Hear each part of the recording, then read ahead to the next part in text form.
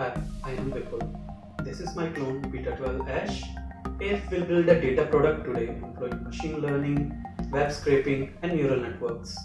En route will also learn technologies such as Python, Tableau, and Android. All of these are among the hottest technologies in the job market right now. So if you are in for learning these in-demand technologies and enhance your resume, or if you want to have your own data product, or if you're just curious to know more about these technologies, then you are at the right place. So stay tuned and subscribe. As I said, we will build data product here. For that, we need data first, isn't it? For purpose of this tutorial, we will use coronavirus data, and with that we'll build an Android application to test coronavirus patients. Also, we will build a Tableau dashboard to visualize spread of coronavirus all across the world. So let's see what the process flow looks like. As you know, coronavirus data is spread all over the internet. So some of it will be downloaded directly using some automated scripts, and rest of it we will use web scraping to download that, and as an end result we'll have multiple CSVs. Then in Python we will do ETL process to transform the data. If you don't understand ETL, just don't worry about it. We will go into further details what ETL is, and we will actually be doing ETL, right? So don't worry about it if you don't know what ETL means. And then we will build two models to forecast how many coronavirus cases and deaths are expected in next month. And finally, we will build a Tableau dashboard, as I said. So that is one part of it. In second part, we will build an Android application to test coronavirus patients, right? So let's understand how we will do that. If you look at lung CT scan of a healthy person, it will appear black. But if you look at lung CT scan of an infected person, there would be some white spots. In medical terminology, it is called ground glass opacities. So we will use CT scans from normal as well as infected person, and then we will build convolutional neural network to differentiate between these two. Once the model is built, we'll build an Android application to accept those CT scan images from the end user, and then using convolutional neural network we will identify if a given person is infected or not. So here is our Tableau dashboard. Here you can see a word map with varying intensity of blue color. Higher the intensity of blue color, the more infected that country is. So if you hover the mouse over any country, you'll see some basic statistics related to coronavirus, such as how many tests are conducted, positive cases, recovery deaths, and critical cases. But you also get some general stats which might be able to explain speed of spread in a given country. For example, we have got population density. If population density is higher, that means people are closer to each other in that country, which might be one of the factors to explain speed of spread. About coronavirus, it is said that elderly people are more vulnerable. So we have got median age of each country, and we have also got doctors per thousand. So this might be one of the factors to explain deaths and recovery in a given country. For people who prefer word cloud view, they can click on non-map view and they've got word cloud. Here, bigger the font, higher the infection in that country.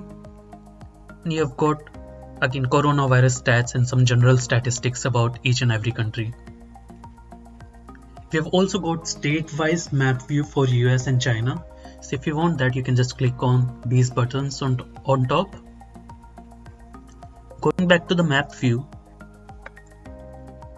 scrolling down, there we have a line chart. So let's understand what this is telling us.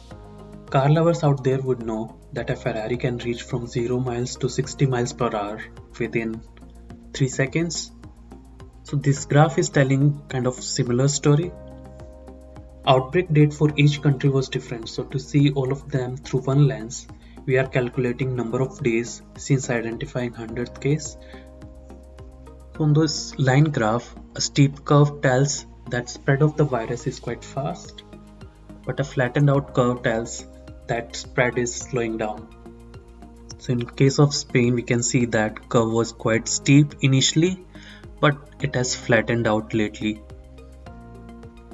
An individual point tells that Spain had 230,000 cases on 75th day since identifying their 100th case.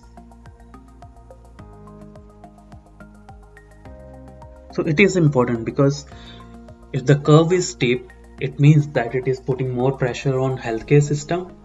But if the country managed to flatten it out, then probably they are putting less strain on their healthcare system. Same story can be viewed in animated bubble chart format. So when you click on this button here, it gives you bubble chart. Here countries are represented with bubbles, with size and height of the bubble explains total number of positive cases in that country. At the moment it is depicting picture as at 16th April, but when you click on this button, it tells how the virus is spreading over time.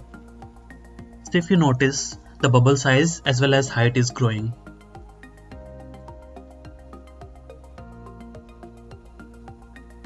If we scroll down, we have coronavirus statistics for 10 worst affected countries. We can change that number if we want to see it for say 15 worst affected countries. We just need to provide that number and we'll get the table for that. In this one, to calculate recovery rate, I'm not using recovered count over cases count. Rather, I'm using recovered count over cases count 14 days ago. This is because WHO says that on average it takes people 2 weeks to recover from coronavirus. But if you got some suggestion, I'm more than happy to hear that. Also, when you hover the mouse over any of these countries, it tells you number of positive cases as well as deaths in last 20 days. So we can see that in Russia, there is a downward trend in terms of positive cases. In Brazil, there is upward trend, and in UK it is kind of stable or slight downward trend. Scrolling further down, here I've listed all my findings, and at the bottom I've listed down all the websites where I pulled the data from. If I scroll back up, there is a button called forecast. So let's click on forecast. On this page we see total number of positive cases and deaths for 16 worst affected countries. But it also tells us expected cases and deaths in next 30 days. To forecast that, it is using two time series model, ARIMA and FBProfit, which is Facebook's open source time series model. To assess the performance, we are checking forecast against last 15 days of actual numbers. These are the testing stats. Here we have got all those 16 worst affected countries. So if we choose any of these countries, it will tell us expected cases and deaths in next 30 days for that particular country. It will also tell us accuracy of that forecast. And then we have got a button, map view, which will take us back to the visualizations. Now let's see Android application in action. So on the first page, user need to say if he wants to be tested for kidney ailments, heart problems or coronavirus. When he clicks on one of them, on the next page, he has to click on a button which will take him to the gallery where he will need to select his CT scan. When he select that, the app will start running CNN model in the background, and as an outcome, it will tell if the person is positive or negative. Please note the same technology can also be used to build self-driving cars. So if you want to follow along, don't forget to subscribe. Thanks for watching.